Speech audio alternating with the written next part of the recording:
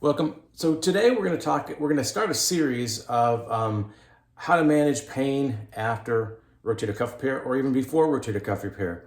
Again, this is a general overview of how things work, how certain medicines work. Today we're going to talk about NSAIDs, non-steroidal anti-inflammatories. We've talked a little bit about this before. We can talk about some of the over-the-counter ones. And there are other ones that are not over-the-counter, right? Prescription strength. They both generally work in the same way.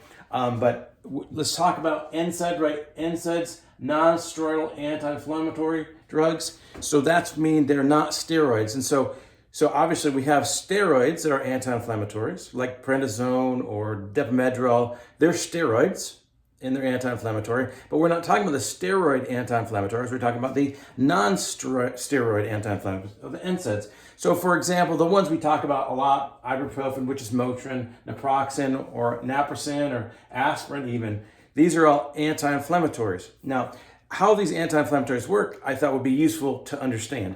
So we have this thing in the body called arachidonic acid. Arachidonic acid is a precursor to some of the parts that create inflammation, okay?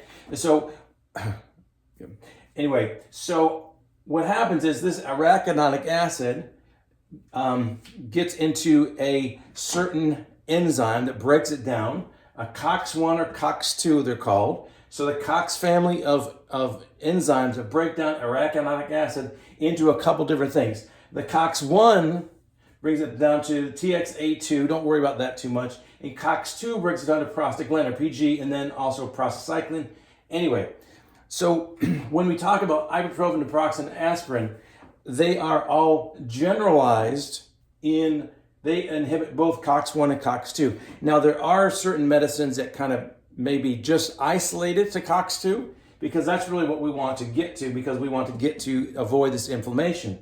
The COX-1 is the problem and why certain people can't take anti-inflammatories because of GI distress, because the COX-2 affects homeostasis, GI, and platelets. And so GI, right, that's why COX-1, we get some GI symptoms, some people do, and then it affects the platelets. And if it affects the platelets, then it affects bleeding. And obviously that's not what we want. So the COX-1 and the COX-2 both are the enzymes that break down the arachidonic acid. What we really want to do is target the COX-2.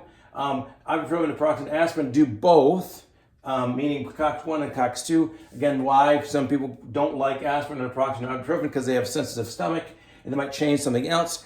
There are other medicines that we talk about that are just COX-2 inhibitors. Specifically, the one that's most common out there right now is Celebrex. And so that is an isolated COX-2 that is actually a prescription drug that you have to get it. But anyway, how this happens, right? Arachidonic acid breaks down these two enzymes into these two products, and this product creates inflammation. So if we can block the COX-1 and COX-2 inhibitors, or block COX-1 and COX-2, we inhibit this inflammation, and that's how it works. Now, obviously, we talked about this before, not everybody can take these medicines, not everybody should take these medicines, and there are some problems just in general in how healthy you are, whether you're taking these. Also about what other medicines you're taking. If you're taking blood thinners, then obviously your blood thinners, then we don't want to affect platelets, so we don't want to take aspirin or naproxen or ibuprofen, because that'll magnify the effects of blood thinners like Plavix or warfarin or Coumadin or things like that. And so we do have to be careful of what we're actually going to take these with, as well as there is some interesting data out there that says perhaps if we take a lot of this early on, that we actually might change the way the body can heal after rotator cuff repair. So it might be okay before rotator cuff. It might not be okay. It might not be okay right around rotator cuff, because we want to make sure that we don't affect the bleeding during the surgery.